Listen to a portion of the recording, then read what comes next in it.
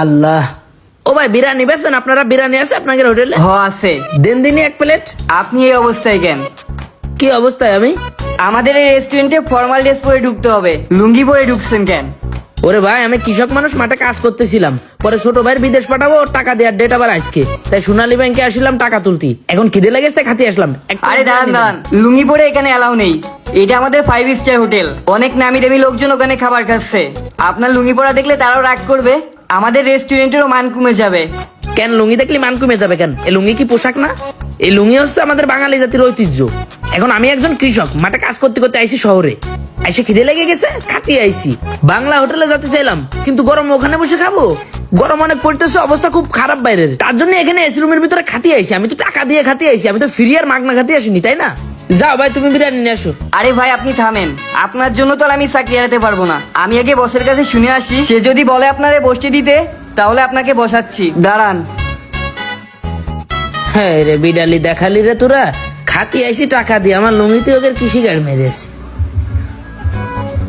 Sir, একটা লোক লুঙ্গি পরে আইছে এখানে খাবার খাইতে, আমি ওনারে বলতেছি লুঙ্গি পরে এখানে এলাও নাই, তারপর উনি চিল্লাপাল্লা করতেছে। কি করব? কি করবা মানে? তুমি লঙ্গি পরা লোক ঢুকতে দিছো কেন ভিতরে? হ্যাঁ, এটা কি বাংলা হোটেল পাইছো? এটা 5 স্টার রেস্টুরেন্ট। স্যার এই কথাগুলো তো আমি তারে বলছি, সে বলতেছে লুঙ্গি পরে আসলে সমস্যা কি, আমি টাকা দেখাবো, তাই আপনার কাছে শুনতে আসলাম, বলেন কি করব? আচ্ছা, ভেতরে কি লোকজন বেশি আছে? না তেমন বেশি নাই। তাইলে একটা কাজ করো, ওরে কোনো একটা কোনায় বসায়া খাওয়ায়া তাড়াতাড়ি যাইতে বলো। জি স্যার। কি ঝামেলা আইসা যে পরে উপরে।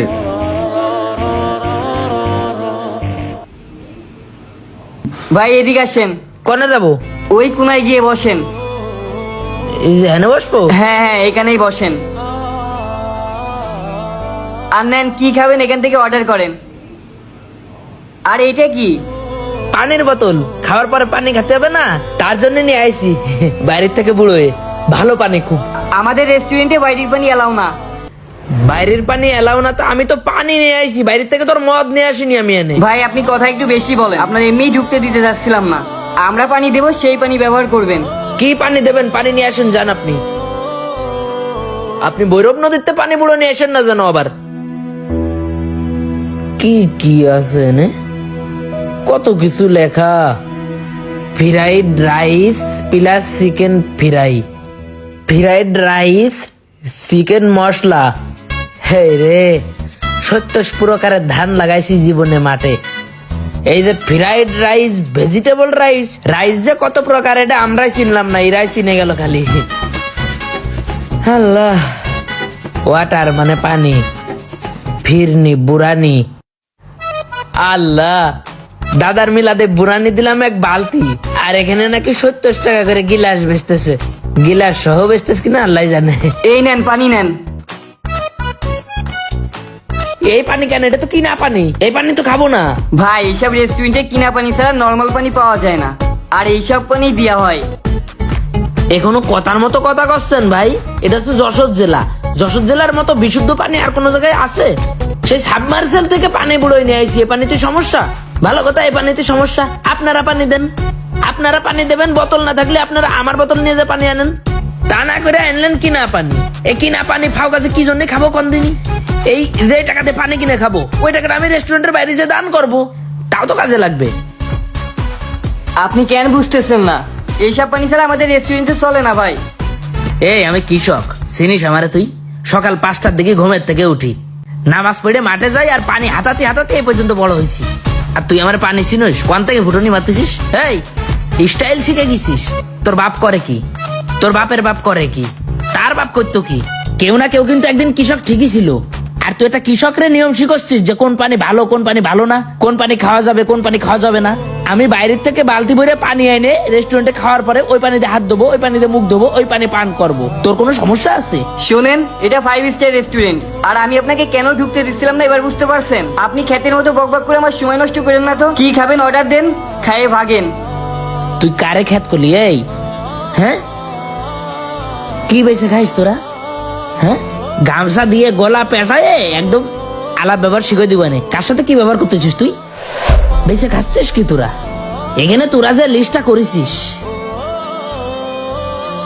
175টা লিস্ট, এই 175টা লিস্টের ভেতরে একটা জিনিস দেখাতে পারবি যে আমার মতো কৃষকের হাতের ছোঁয়ার বাইরে কিছু আছে? এই যে তোদের রেস্টুরেন্ট পক্ষ মাছের নাম দেছে কি হাবিজাবি ফিশ। কোনতে আইছে? আমরা পুকুরি মাছ চাষ করেছি, তারপর আড়তে নিয়ে বেচেছি, তারপর তোরা কিনে নিয়ে এসে এই যে হাবিজাবি ফিশের নাম দিছিস। এই যে কি রাইস কনে পাইছিস? রাইস তোরা পয়দা করেছিস? আমাদের মতো কৃষকরা পয়দা করেছে। তারপরে এই পাশে কি নাম দিছিস? চিকেন, মুরগি পালিস তোরা এর ভিতরে, এই রেস্টুরেন্টের ভিতরে?